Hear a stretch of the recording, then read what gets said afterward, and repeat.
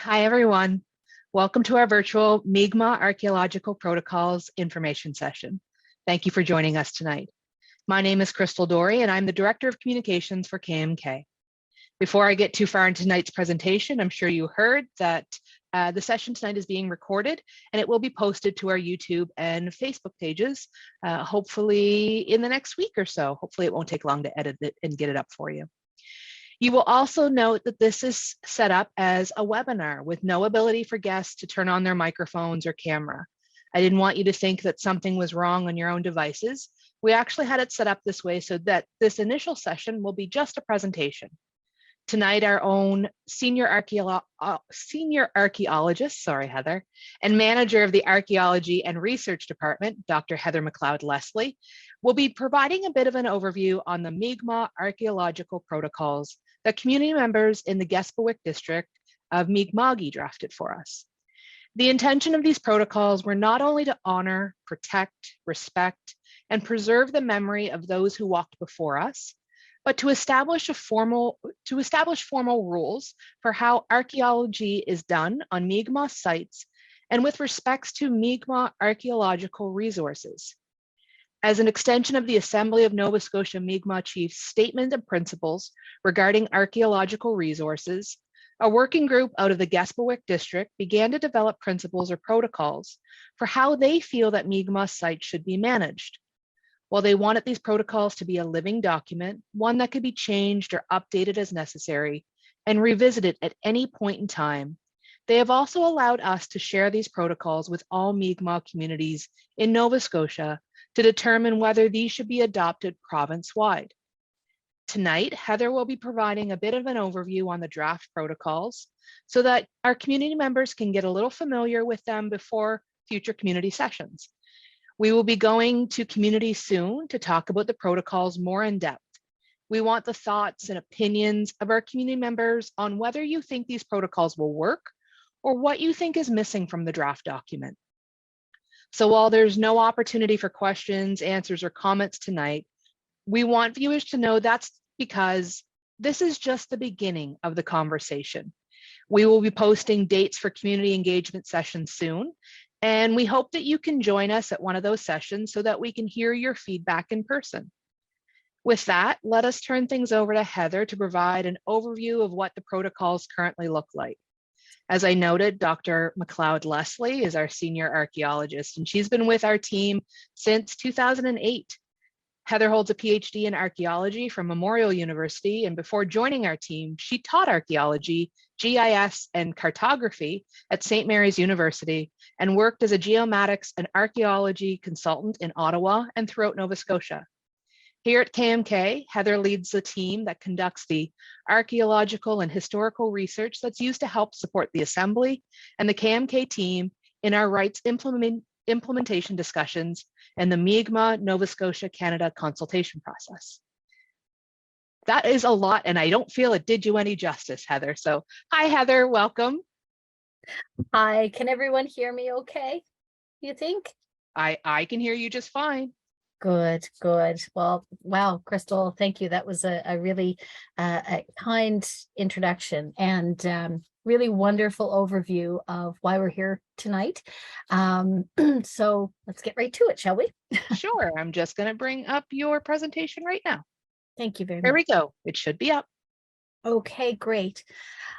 So welcome, everyone. Thank you for taking time out of your evenings. I know time is such a precious commodity, and in this world and the pace that we seem to live, there's never enough of it. So thank you for taking time to listen to this introduction. I'm really, really, really looking forward to getting to Mi'kmaq communities to talk about this, to listen, to learn, and to make it what you need it to be. So with that, I'll get to it. So we're talking tonight about Mi'kmaq archaeological protocols.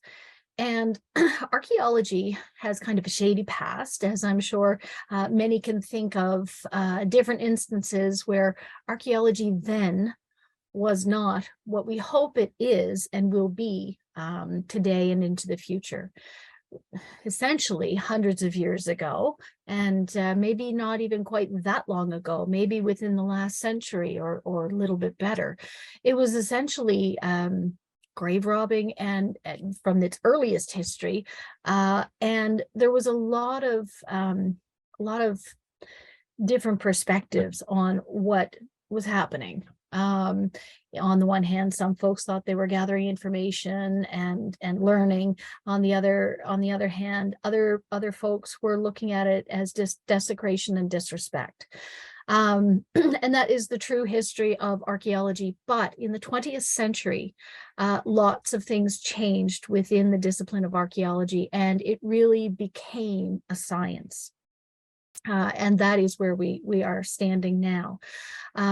Archaeologists, if you think about, digging square holes and measuring things and taking pictures and notes and collecting things and labeling things, and it looks very scientific. And indeed it is. And the whole reason for doing that is to understand stories. If what we call an artifact in some cases, but it's a belonging, it belonged to someone. If that is taken out of the context in which it is found, we lose 95% of the story that it could have told us. So that's why we measure things. We really want to know exactly where it is. So in any case, that's kind of where we're at now. Concurrent with all of that history of archaeology, we know that for people across Turtle Island, the 20th century, the hundreds of years leading up to it, and the impact of archaeology was a very different experience. There were a lot of different non-archaeological things going on, experiences, painful histories. And so that was all going on at the same time. So here we find ourselves in 2023, and we need to do things better as archaeologists, and MIKMAW expect better. And so hopefully these protocols will help make things better. So, Crystal, could we move on to the second slide, please? So having come such a long way, this is how archaeology essentially happens now in Nova Scotia. There are two regulatory jurisdictions. So archaeology is a regulated research activity. And so there are permits issued for it. Not just anybody can do archaeology. And so there are two regulatory jurisdictions. There's the provincial jurisdiction and the federal jurisdiction. If you are in this part of Mi'kmaq in Nova Scotia, you are either within the federal jurisdiction for archaeology or the provincial jurisdiction for archaeology. So there's a little map on the right-hand side of the slide of Gaspoeg district and a little further beyond. And you'll see kind of a big green blotch there in the area of Ketchupkoojik National Park and National Historic Site. And I don't know if folks can see, there's another green piece along the edge around southwest Port Mattoon. Yes, thank you, Crystal, for pointing that out with the mouse. So those two green patches are under the administration or regulation of Parks Canada. So they would be the regulator for archaeology in those areas on the map. The rest of the map with the white background is provincial jurisdiction. So as you can see, there are two jurisdictions, but who has more area to cover and regulate that research activity is differently balanced between provincial and federal regulators. So the provincial regulator for archaeology in Nova Scotia is the Nova Scotia Department of Communities, Culture, Tourism and Heritage, and they do that through the Special Places program. So if somebody wants to do archaeology in any of the areas that aren't those green patches on the map, they're applying for a permit to do so through the regulator with the Special Places program with the provincial government. Within those green areas, they would apply to Parks Canada through their permitting system. Now, most archaeology that happens now in 2023 and has for the last couple of decades is development-driven archaeology, as opposed to what we think of the old style of research, back when people had patrons, and it was almost an activity that folks with lots of money or someone who would pay them to run off and do these things would do as kind of a pastime or a hobby. Now, there's also the academic, and remember, in the 20th century, archaeology truly became a science.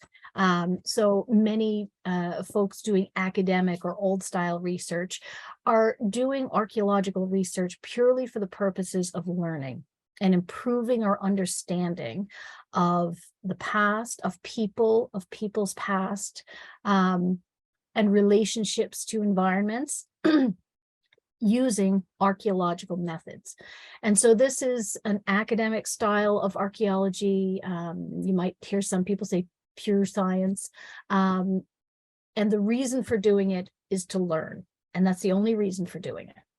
Now, the other type of archaeology that happens, and this accounts for the vast majority of archaeology that happens across the whole planet today, is development driven.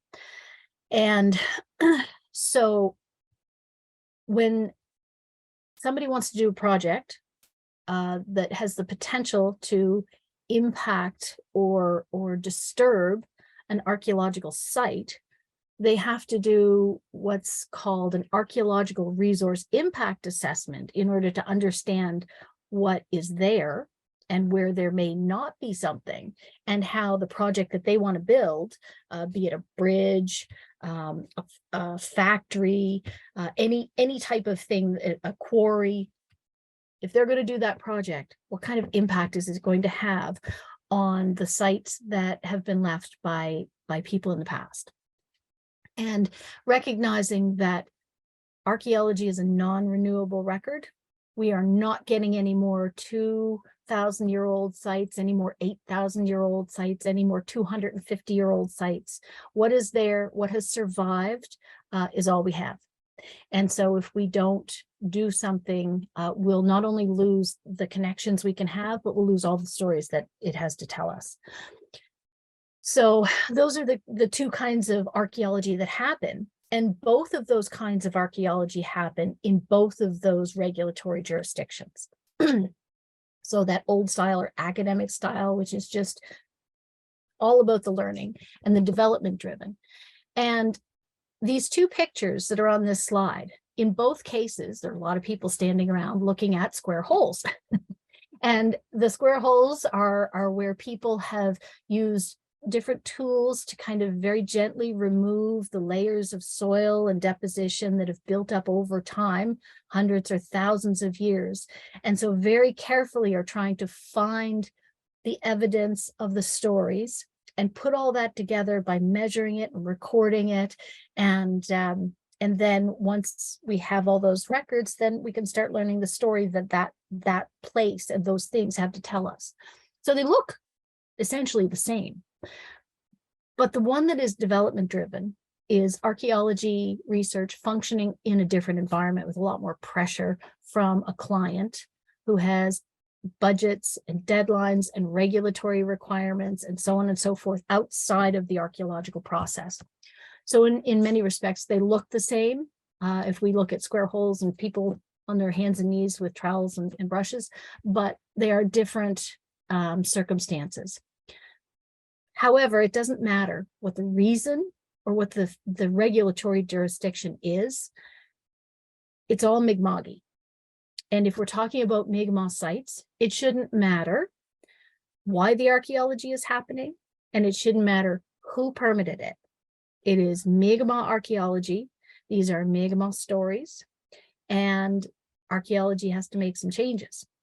And the business environment or the project-driven environment presents its own unique set of circumstances. As well, universities and academic style research presents its unique set of circumstances. So that's kind of how archaeology happens. What does that mean for MIKMAW and archaeological protocols? So let's move to the next slide, if we can, Crystal, please. So where do the MIKMAW fit into that process? We know that different MIKMAW communities, different MIKMAW individuals have had a variety of experiences, some very, very positive, some very, very negative. We don't want to see negative. We don't want negative to happen. Negative is not enjoyable and it's not productive. So back just before 2018, Acadia First Nation was facing pressures from a variety of different projects happening in the district around and territory around their community, really big ones. And some were in federal jurisdiction and some were in provincial jurisdiction. And part of our job at the Archaeology Research Division within KMK is to help support communities in the archaeological issues they face. And so at the invitation of Acadia First Nation, we came to help support what they wanted to do. And that was, they wanted the same rules, no matter the projects that were going on or why. They wanted to know that certain things would always be the same because they're always Mi'kmaq sites. And this is always Mi'kmaq. So began in 2018, July of 2018 was the first kind of community session, bringing everyone together to discuss this situation and the idea of developing Mi'kmaq archaeological protocols. There was another later that year, just before Christmas, and then finally a follow-up session later in 2019. So the archaeological protocols were developed by community for community, and it took over a year, about a year and a half, to put these thoughts on paper. Once the protocols were in the form that we now have them, the folks of Gascoyne and Arcadia First Nation hosted these sessions, but there were participants from Bear River and Annapolis Valley First Nation as well. But it was a meeting of communities. So once the draft was in a form that folks were happy with, they sent it on to the assembly, recognizing that all Mi'kmaq have interest and responsibility and concern for Mi'kmaq archaeological heritage. So they sent the draft to the Assembly of Nova Scotia Mi'kmaq Chiefs, and the Assembly reviewed it and said, these are great, what a great tool, but we need the rest of our communities to look at them, to think about them, to weigh in on them, to make them what needs to work for each individual Mi'kmaq community or the nation as a whole in this part of Mi'kmaq. So we took that direction, and then kaboom, pandemic happened. So they had directed us to go to communities, and we were preparing to do that. We presented similar to this at the Nationhood Conference in, I believe it was late February, early March 2020. And then quite literally the pandemic just boom. And here we are in 2023, and now we're finally getting to follow this stuff up. So before we take the next steps, that is to come to communities and to share the full content with you, and to talk about it, to answer your questions, to break it down, shake it up, remake it, whatever needs to happen. And that might be different in each community. We wanted a chance to just kind of introduce the document broadly.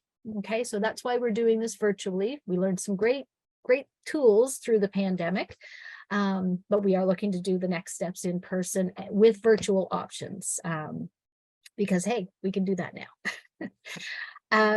So before we do that, we'd like to talk a little bit about how they were developed within those community sessions and what specifically resulted from the work of Mi'kmaq thinkers, guides, authors, historians, what the people who made these developed and how they developed it. So can we go to the next slide, please, Crystal? Thank you. So I mentioned there were 3 sessions, and the first big session, it was a few days, and it was 2 days, in fact. And what we approached this with, and or what Acadia approached it with, and our support was helping provide some real world scenarios. You know, these are things that happen in archaeology, or where archaeology comes up. What should be done in these circumstances? What should be done differently? What shouldn't be done? So we called these scenario based. And so what we would do is we would present a scenario to the whole room, and then people would break up into smaller breakout groups, sorry, and discuss that scenario. And we'd give them a couple of questions to think about. And then after they were done having the discussion, they would kind of share their report back to the whole room on the discussion points and highlights of their discussions and things that kind of came out of that scenario for them. And all of those thoughts from all of those people and all of those discussions were recorded both graphically, and I'll show that to you in the next slide, and through notes, lots and lots and lots of notes. So I put up here a sample scenario, and this is one of the ones that we used. I'll just read it out. An archaeological project is planned in your community's district. The reason is unclear, but you've been notified by the band office that there will be digging as part of this project. There's a community information session planned. You are concerned that the work is in an area that you've always been told has MIKMAW sites, archaeological sites, and burials. It's also an area where there's a lot of MIKMAW fishing activity. So you can raise these concerns at the community information session. Now, so that's a situation, and those things happen, and happen a lot. So we posed 4 questions. The first 2, should the community have a role with the project, and should community members be a part of the project team? The answers were yes, no, unsure. And I'll tell you, each one of them was 33% of the room. So those first 2 questions weren't overly useful for people for discussion. And we did it with clickers. But questions 3 and 4, they generated a lot of discussion. So the questions were, what needs to be done to make this project a more MIKMAW project? And given the concerns about sites and burials, how and when, besides community information sessions, do you want your concerns made known so that they can affect the way the project happens? So people were given as much time as they needed until they were ready to bring their discussions back. And we had several scenarios. That's just an example of one.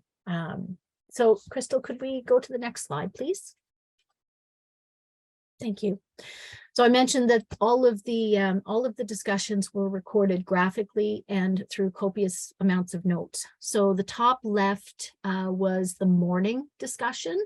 The one on the right was the afternoon discussion, and the one on the bottom left was the second day. So there was a lot the first day, a lot of discussion, a lot of thinking, a lot of points. Not really sure how they go together, but we've got to get them out there. And the next day, you'll notice that kind of in the center and the bottom part of the poster, there's this big blank space.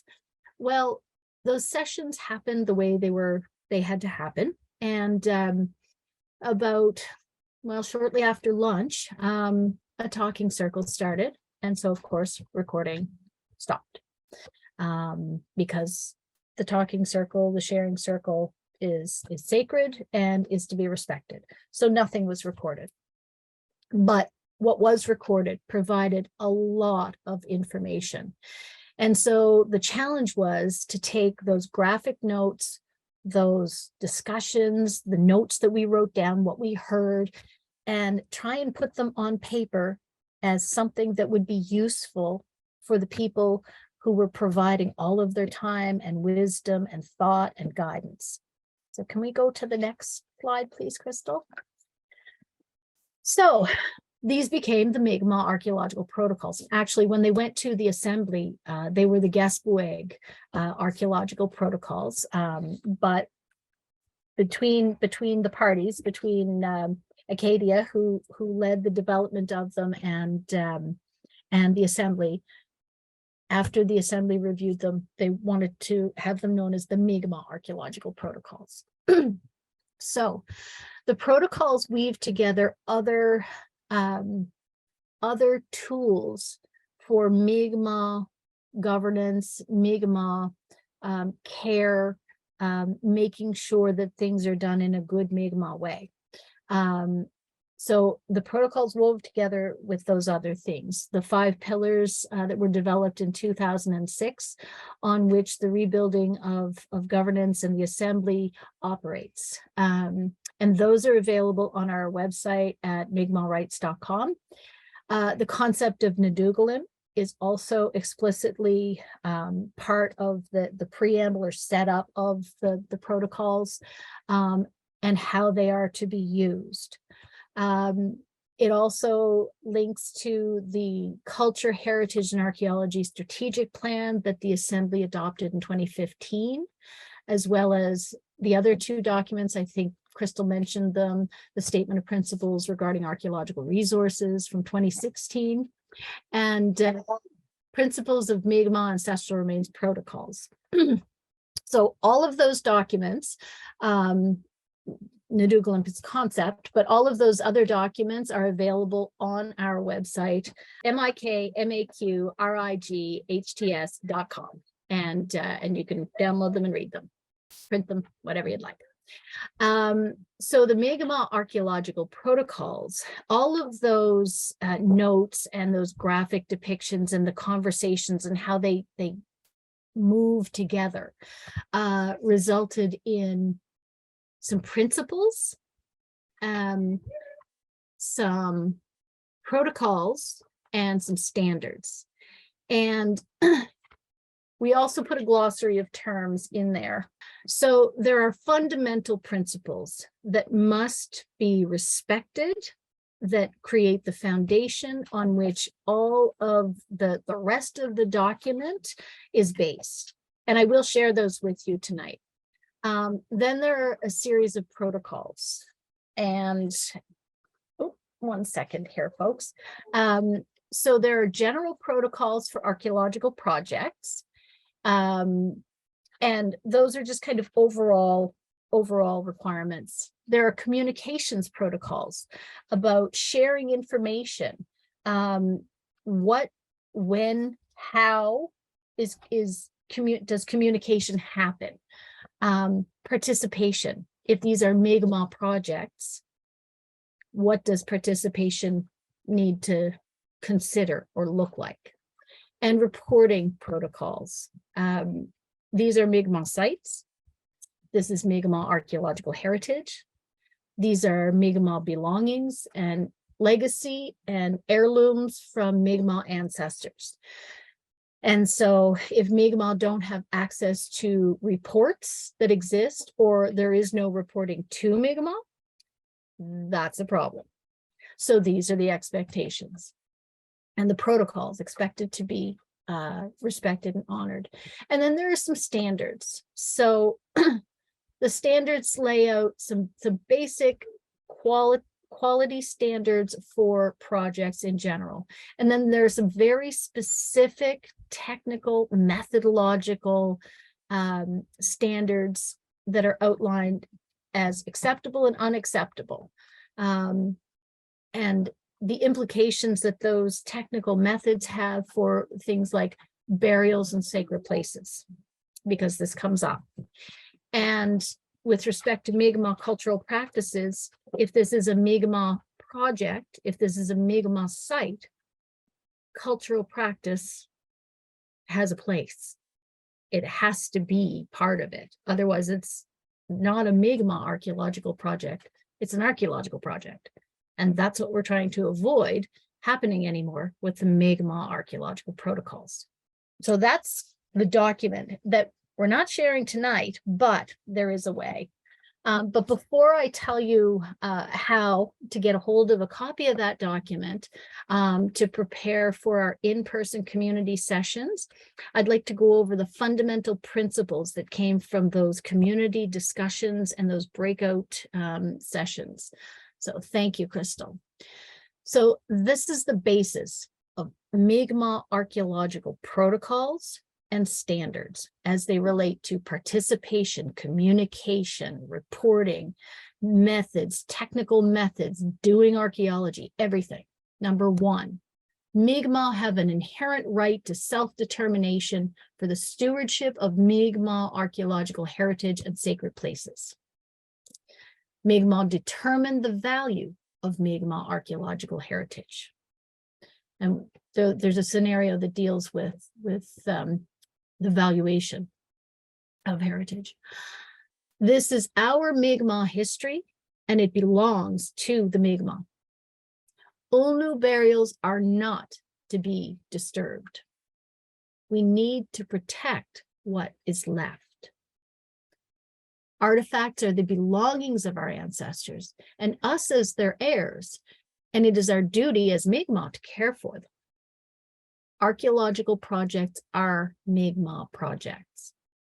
MIKMAW archaeological heritage is an important part of taking care of our youth and the future of our nation. And two-eyed seeing is an important way to care for MIKMAW archaeological heritage. So those 9 fundamental principles were tweaked and that's what came out of it. And that's the basis on which the rest of the document rests as it stands now. So, Crystal, can we go to the next slide, please? Thank you very much. So, why do these even exist? Well, they're a MIKMAW tool for MIKMAW.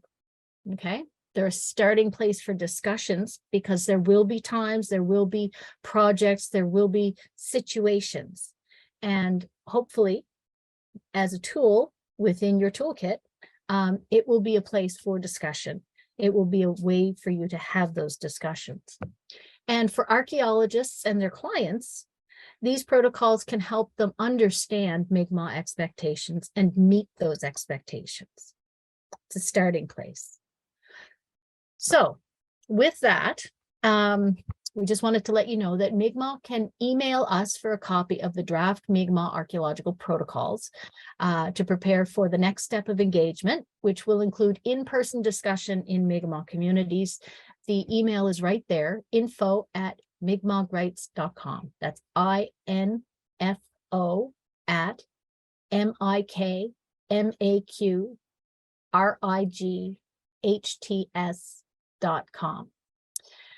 This document, as it currently sits, is considered a draft. It's internal to the Mi'kmaq Nation in Nova Scotia, and it's confidential, privileged, and under the protection of the February 23rd, 2007 Mi'kmaq Nova Scotia Canada Framework Agreement. When it's ready, when Mi'kmaq decide it's ready, it can be made public beyond the Mi'kmaq Nation in Nova Scotia. I think that's it for me. I'm happy to answer a question, Crystal, if there's something that I missed that you want me to speak to. Otherwise, I'm happy to hand it back to you. Even though we said we weren't taking any questions tonight, there was one question that came through on the Q&A, which I thought was a really good question, and many attendees might not know the answer to. The question is, are archaeological resource impact assessments always required, or is it specific to certain types of development? That is a really, really excellent question. So, archaeology it often forms a part of the environmental assessment process. Okay, so as a part of the environmental assessment process, that those laws which govern the environmental assessment may require archaeology. But remember, we've got two jurisdictions. Okay, so it's different. It's different inside the green patch and outside the green patch. So outside it, in the provincial jurisdiction, the law that governs the requirement of archaeology is called the Special Places Protection Act. And you should be able to just find that online, read it through. It's not perfect. And both the provincial department that is responsible for enforcing it and certainly our office, we all agree that it needs a lot of work. So under the Special Places Protection Act, archaeology cannot be required. It can be recommended, but it cannot be required. Now, if archaeology is recommended, and even if it isn't, and an impact assessment project, or a project rather for which an impact assessment is done, disturbs archaeological remains of past lives.